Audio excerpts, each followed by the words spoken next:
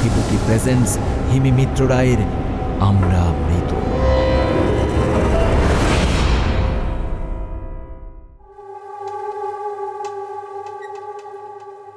বড্ড অন্ধকার আর স্যাঁতস্যাঁতে ঘরটা। শ্রিয়ার এইসব নোংরা ঘরে খুব গা ঘিন ঘিন করে, অস্বস্তি হয় কেমন একটা। দমবন্ধ পরিবেশ, তার উপর গাদা গোষ্ঠীর লোক, সব ওর দিকে তাকিয়ে রয়েছে। আরও কত মেয়ে রয়েছে ওদের দিকে তাকাতে পারে, তা নয়, শুধু ওকেই আপাদ মস্তক পর্যবেক্ষণ করে চলেছে। অবশ্য ওদেরটা বোধহয় আগেই হয়ে গেছে, শ্রিয়ারটাই শুধু বাকি। বাকি মেয়েগুলোর বয়সও বেশি নয়, ওর মতোই মনে হচ্ছে। আচ্ছা, ওদেরও কি ওর মতোই কষ্ট হচ্ছে, নাকি ওরা বেশ ঘরটার সঙ্গে বানিয়ে নিয়েছে, কি জানি। বাইরে বাবা মা ভাইরা অনেকক্ষণ ধরে দাঁড়ানো। আহারে, এত গরমে কত কষ্ট হচ্ছে ওদের। আরও একটু কষ্ট করো তোমরা, আর বেশিক্ষণ নয়। সরকারি হাসপাতাল ছাড়া এগুলো হয় না গোমা।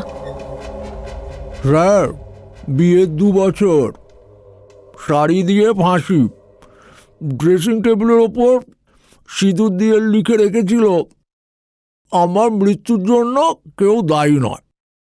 মনে হয় সুসাইডই, গলা ফলা টেপা হয়নি। আচ্ছা, আগে থেকে না দেখে কিভাবে বুঝলেন আপনি? আমি যখন দমবন্ধ হয়ে মরে যাচ্ছিলাম তখন কি আপনি স্পটে ছিলেন, নাকি রঞ্জনের সঙ্গে আপনার দোস্তি খুব? ম্যাজিস্ট্রেট শ্রেয়ার নগ্ন লাশটাকে দেখছে খুঁটিয়ে, গা গুলোচ্ছে ওর। এই তো কিছুক্ষণ আগেই ও আস্ত একটা সুন্দর নিটল রক্তমাংসের শরীর ছিল। টানা টানা দুজোড়া চোখ, এক ঢাল চুল, মেদহীন শরীর। সকলে ওর রূপের কত প্রশংসা করত, শুধু রঞ্জন ছাড়া। ওর কাছে শ্রিয়া তখন থেকেই জীবন্ত লাশই ছিল। এখন ওর সত্যিকারের নগ্ন লাশটা পড়ে রয়েছে হাসপাতালের কোণার ঘরে। ম্যাজিস্ট্রেট বলবেন লাশের কোথায় কোথায় চোট, সেই বুঝে পোস্টমর্টম হবে, পুলিশ কেস হবে, কত কি। চিরঘুমে শুয়ে থাকা শ্রিয়ার সুন্দর ফর্সা পা দুটোর মাঝখান দিয়ে চোখে পড়ছে ডোমের মুখটা। নিজের মনে মোবাইল দেখে দেখে হাসছে। রাপচিক ড্রেস, হলুদ গেঞ্জি, খয়েরি প্যান্ট, বেল্ট, মাথায় লাল টুপি, যেন সিনেমা দেখতে এসছে। আমরা এতগুলো নগ্ন শরীর পড়ে রয়েছে, সেদিকে ভ্রুক্ষেপই নেই। সাইড হতেই ম্যাজিস্ট্রেটকে আস্তে করে জিজ্ঞেস করে বসল, স্যার, আপনার ফেসবুকের প্রোফাইল পিকচারটা কিন্তু হেভি, আমার রিকোয়েস্টটা নিয়ে নেন কিন্তু। ছবি তো আছেই, নাম হলো গিয়ে তুমেরা আশিক। শুনে হাঁ করে থাকে ম্যাজিস্ট্রেট, কি বলবে ভেবে পায় না বোধহয়। বোঝা গেল উনি প্রায়ই এই ঘরে আসেন, মানে আসতে হয় আর কি। কেউ কি আর সাধ করে নগ্ন মহিলার শরীর দেখতে চায়? জ্যান্ত থাকলে আলাদা কথা। উনি আঙুল দিয়ে দেখিয়ে দিলেন কোথায় চোট। কালো দাগটা ডিপ হয়ে ক্ষত তৈরি করেছে শ্রিয়ার গলায়। অনেকক্ষণ ধরে ঝুলেছিল, তাই দাগটা এত বসে গেছে ওর গলায়। আর যে ক্ষতটা ওর হৃদয় হয়েছিল, সেখানে পোস্টমর্টেম হবে না। ওই ক্ষতটা যে আরও বড়, আরও গভীর। 3 ঘন্টা ধরে ঝুলে থাকলে যে ক্ষত সৃষ্টি হয়, তার চেয়েও অনেক অনেক বেশি দিনের ক্ষত ওটা। মনের ভেতর চাকু দিয়ে ফালা ফালা করা ক্ষত, রঞ্জনের দেওয়া। বিয়ের 7 বছরের মধ্যে অস্বাভাবিক মৃত্যু হলে তার ইনকোয়েস্ট হয় মেয়েদের, অর্থাৎ ম্যাজিস্ট্রেট এসে লাশগুলোকে দেখে বলে দেবেন কোথায় কোথায় চোট রয়েছে, পুলিশ কেস করবে, পোস্টমর্টম হবে, কত কিছু। শ্রিয়ারা মোট 8 জন রয়েছে এ ঘরে ওকে নিয়ে। এসেই দেখেছে ও একজনের তো মাথাটাই নেই, শুধু শরীর। বোধহয় ট্রেনে কাটা। ও কি আত্মহত্যা করেছে, নাকি চলন্ত ট্রেন থেকে ওকে ধাক্কা দিয়ে কেউ ফেলে দিয়েছে? আর ওই যে জানলার পাশে যে এক খাবলা মাংসপিণ্ড পড়ে রয়েছে, সে শরীর বলে কিছু নেই ওর মধ্যে, আগুনে ঝলসে গেছে সব। এও কি আত্মহনন, নাকি কেউ বা কারা জোর করে নতুন বউটিকে হাত পা মুখ বেঁধে আগুন লাগিয়ে দেয় বদ্ধ ঘরে? কোনটা ভাবতে থাকে শ্রেয়া, কিন্তু বুঝতে পারে না। আগুনে পুড়ে মরতে আরো বেশি কষ্ট হতো নিশ্চয়ই। তার চেয়ে ওর কষ্ট কম হয়েছে মনে হয়। 2 বছর ধরে তিল তিল করে কষ্ট পাওয়ার চেয়ে একদিনেই সব কষ্টের অবসান হয়ে গেল।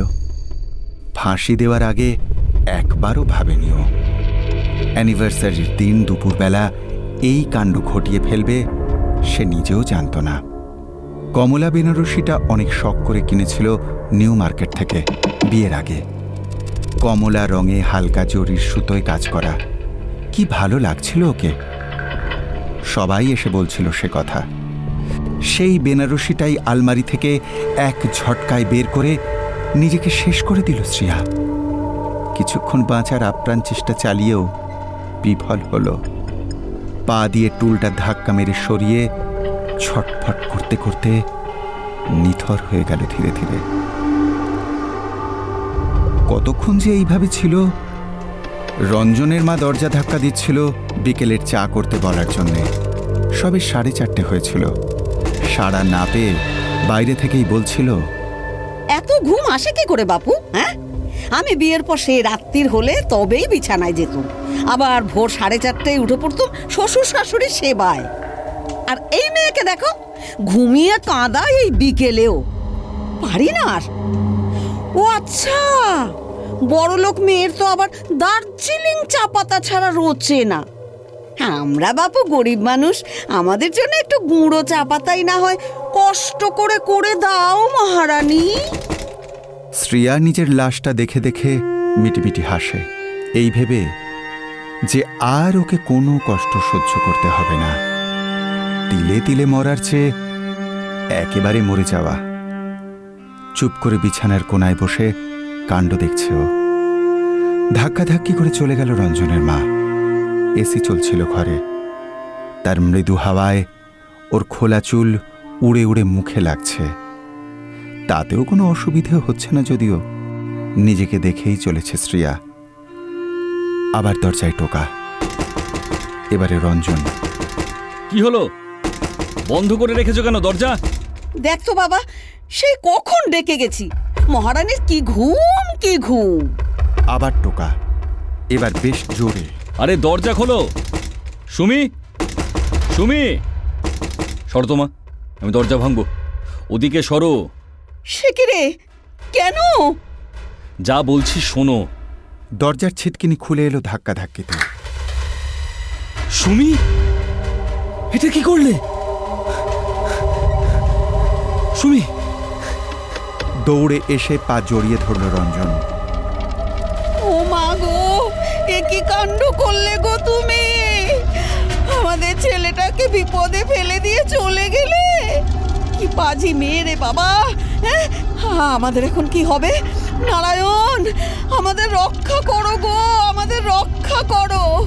শ্রেয়ার খুব মজা লাগছে ওর শাশুড়িকে দেখে। সারা দিন উঠতে বসতে কথা শোনাতো বুড়ি। শ্রেয়া খুব ভালো রান্না পারে না, ঘর গুছোতে পারে না, শাশুড়ির সেবা করতে পারে না, কত কি। ঠেস দিয়ে কথা বলাটা অভ্যাস হয়ে গেছে। ও আর উত্তরে কিছু বলতো না। তবে নরম প্রকৃতির মেয়ে তো, ঘরে এসে কাঁদতো শুধু। এই ঘরের দেওয়াল, বালিশ আর ওর নিজের যত্ন করে করা টবের ফুল গাছগুলো ওর চেনা জায়গা। 2 বছরে ওকে ভালো চিনে গেছে। রঞ্জনের কাছে তো এক ফোঁটা দয়া বা সান্ত্বনা পেত না কখনো। চাপা স্বভাবের বলে কাউকে ওর কষ্টের কথা কোনোদিনও বলেনি, নিজের মনের মধ্যে জমিয়ে রেখেছিল। মা কিন্তু বুঝত যে মেয়ের মধ্যে কিছু চলছে, তবে ও স্বীকার করেনি। নিজের পছন্দের বিয়ে, তাই বলতে দ্বিধা করত। কিভাবেই বা বলবে যে ওদের মধ্যে আর কিছু অবশিষ্ট ছিল না ভালোবাসার। শ্রেয়া খুব ভালোবাসত রঞ্জনকে, কিন্তু হঠাৎ যে রঞ্জনের কি হলো, বেশিরভাগ দিনই রাত করে বাড়ি ফিরত। কোন এক কলিগের পাল্লায় পড়ে মদের আসর বসাত। যে মানুষটা মদ ছুঁয়েও দেখত না, সে কিনা সন্ধে হলেই মদের জন্য উসখুস করত। তারপর মেয়ে ঘটিত সমস্যা শুরু হলো। কথায় কথায় শ্রিয়ার উপর অত্যাচার বাড়তে থাকলো। সেদিন সবচেয়ে বেশি এগোলো যখন অফিস যাওয়ার সময় শ্রিয়ার গালে চড় মারল রঞ্জন। ভাবতে পারিনি ও এত দূর করতে পারে। টিভিতে রবীন্দ্রসঙ্গীত চলছিল। শ্রিয়ার পছন্দের জিনিস এই একটাই, গান গানের মতো চলছিল। ও অবাক হয়ে তাকিয়েছিল স্বামীর দিকে। দরজা জোরে বন্ধ করে চলে গেল রঞ্জন। শ্রিয়া তাকিয়ে থাকলো শুধু। সেদিনই ঘরের ভিতর চুপ করে বসেছিল ও, একটুও কাঁদেনি। চোখের জল শুকিয়ে গেছিল হয়তো। তখনই ভেবে নিয়েছে ও যে রঞ্জনের কাছ থেকে ওর আর কিছু পাওয়ার নেই। তলানিটুকু যা ছিল সেদিন গায়ে হাত তোলার পর সেসব মুছে গেছে নিমেষেই। হঠাৎ ঘাড়ে খড়খড়ে হাতের ছোঁয়া অনুভব করল শ্রিয়া। তাকিয়ে দেখে ওর পাশে এসেছে ওরা সবাই। মমতা, যাকে ট্রেন থেকে ধাক্কা দিয়ে ফেলে দিয়েছিল ওর স্বামী ঘুরতে নিয়ে যাবার নাম করে। ও অন্তঃসত্ত্বা ছিল তখন। সান্ত্বনা, ওর মুখে গলায় বুকে অ্যাসিড দিয়ে পুড়িয়ে দিয়েছিল বদমাইশেরা। অনন্যাকে ওর শ্বশুরবাড়ির সকলে মিলে ঘর বন্ধ করে আগুন লাগিয়ে দেয়। উফ, কি বিভৎস! ওর চিৎকারটা বারে বারে কানে আসছে শ্রিয়ার। সাবানা গণধর্ষণের শিকার, তুলে নিয়ে গিয়ে পাট খেতে ছিঁড়ে খায়, ফালা ফালা করে দেয় ওর সব অঙ্গ প্রত্যঙ্গ। কিছু মানুষরূপী পিশাচ। স্যাঁতস্যাঁতে ঘরে 5টা লাশ জড়ো হয়। কিছুক্ষণের মধ্যে এই অবশিষ্ট ধ্যাতরানো শরীরগুলোর মধ্যে কাটা ছেঁড়া করবে ডাক্তার। ফিসফিস করে ওরা কথা বলবে কি যেন, কোনো বিশেষ আলোচনা বোধ হয়। পোস্টমর্টেম হয়ে গেল, বডি দেওয়া হয়ে গেল মা বাবার কাছে। মা একটুও কাঁদছে না, নীরব একদম। বড় কষ্ট হচ্ছে ওদের দেখে শ্রিয়ার। আর কিছুক্ষণের মধ্যেই ওদেরকে আর দেখতে পাবে না ও, পুড়ে খাক হয়ে যাবে।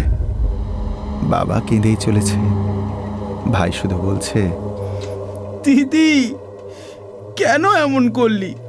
আমাকে তো অন্তত পক্ষে বলতে পারতি একবার। কাঁদিস না ভাই, মা বাবাকে দেখে রাখিস তুই। শ্মশানে চিতায় তোলা হলো শ্রিয়াকে।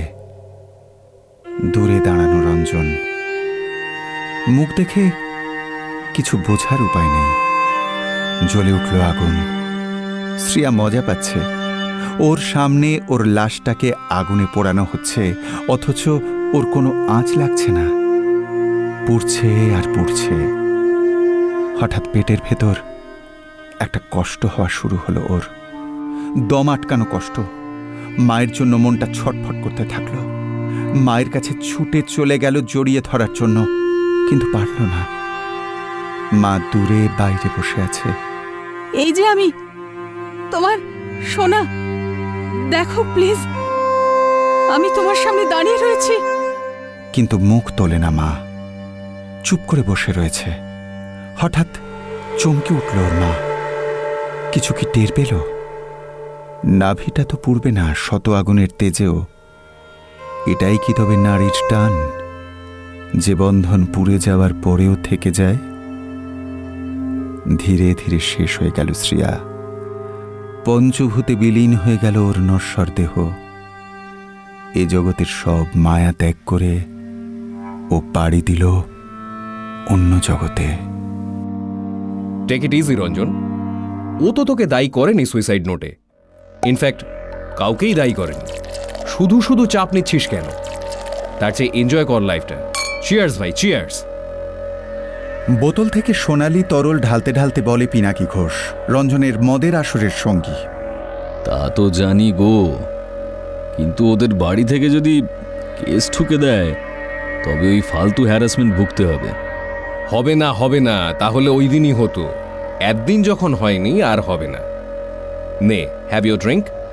আর একটা কথা বলতে চাইছিলাম, একটা দারুণ মালের খোঁজ পেয়েছি।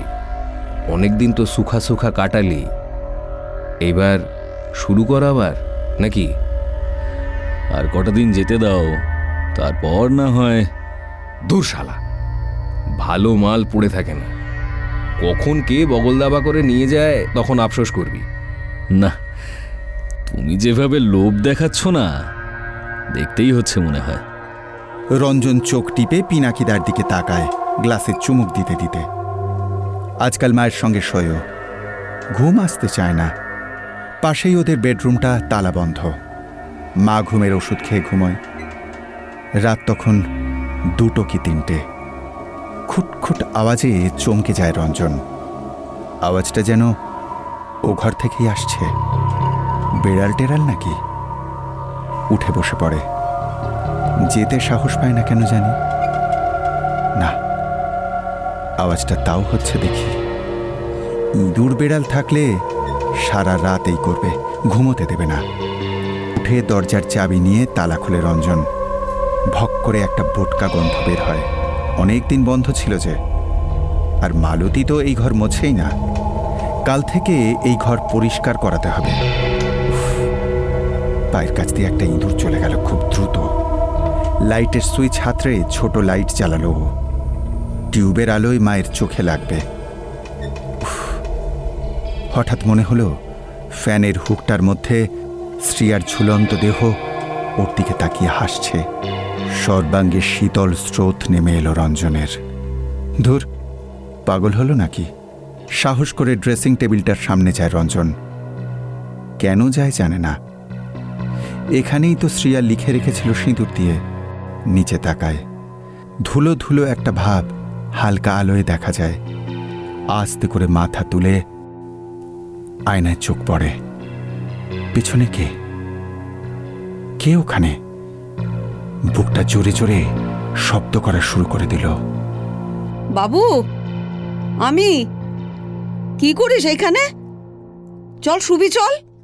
ও মা, তুমি ভয় পাইয়ে দিলে। যাও, আমি যাচ্ছি ইঁদুরটাকে মেরে। একটা লাঠি দাও তো, ব্যাটারা ঘুমোতে দেবে না। ওই দরজার পেছনে আছে, দেখ। ওখানে তো লাইটটাও কেটে গেছে। অন্ধকারে পাবি হাতরে? সে আবার কি? দেখি চেষ্টা করে। তুমি যাও, আমি যাচ্ছি। আর ঠিক আছে, চলে আয় তাড়াতাড়ি। এই অপয়া ঘরে থাকিস না বেশিক্ষণ বাবু। উফ মা, যাও তো তুমি। যত সব বাজে বাজে কথা। মা চলে যায়। মা চলে যায় রঞ্জনকে ফেলে। সকালে উঠে বিছানায় দেখে না ছেলেকে। আবার কোথায় গেল ছেলেটা? বাবু, বাবু, কোথায় তুই? এখানে কি করছিস? সারা রাত ঘুমোসনি? জানলার গ্রিল ধরে বাইরে দেখছিল রঞ্জন। মায়ের আওয়াজেও পিছনে ফিরল না। এতদিন ঘরটায় আলো বাতাস আসতো না। আজকে ওপাশের খোলা জানলা দিয়ে আলোর সরল রেখা পুরো ঘরটাকে আলোয় মেখেছে। আলোর মধ্যে দেখা যাচ্ছে কোটি কোটি ধুলোকণা। বাবু, ঘাড়ে হাত রাখে মা। হকচকিয়ে যায় রঞ্জন। ভাষা ভাষা চোখে মায়ের দিকে তাকায় ঘুরে। কি হয়েছে বাবু? অমন করে কি দেখছিলিস? তোর চোখগুলো এত লাল কেন রে? মা দেখো, এই ক্যাকটাসগুলোয় কি সুন্দর ফুল হয়েছে। একদিন দেখিনি, জানলা বন্ধ ছিল বলে। আর ওই দেখো, ঝুলন্ত মাটির টবটায়ও কেমন সুন্দর গোলাপি ঝাঁকড়া ফুল নেমে এসেছে। জল দিইনি তাও। মা অবাক চোখে তাকিয়ে থাকে। ছেলে এগুলো কি সব বলছে?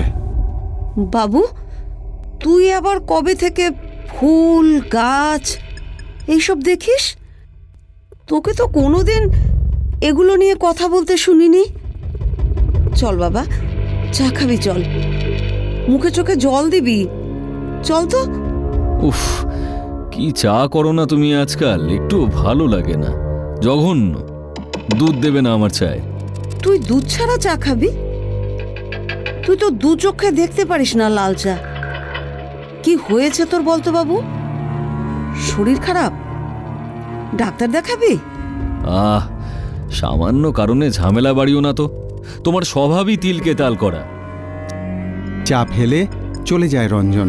কি রে, অফিস যাবি না? ছেলে ফিরে আসার পর মা জিজ্ঞেস করে ওকে।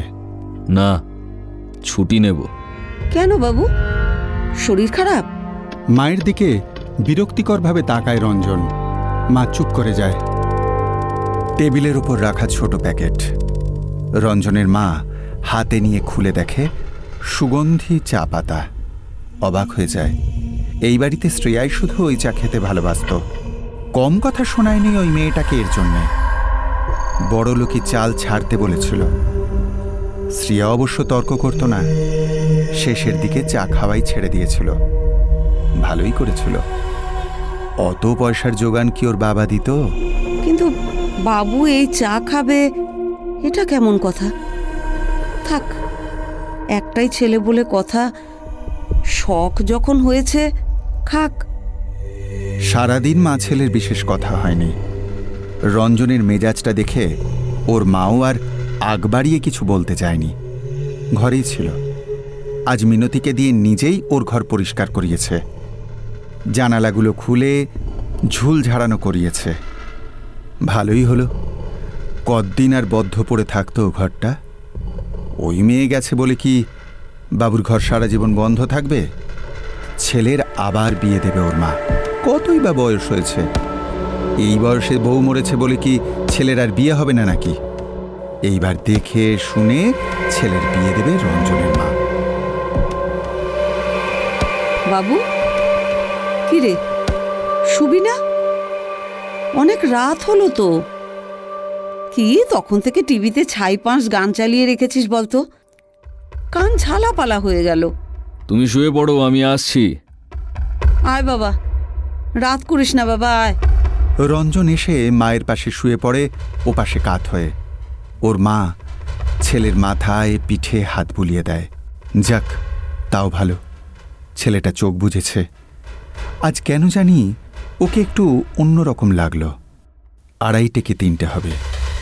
রঞ্জনের মার বাথরুমে ওঠার সময় ঠিক ঘুম ভেঙে যায়। উঠে দেখে ছেলে নেই বিছানায়। বাথরুমে গেছে হয়তো।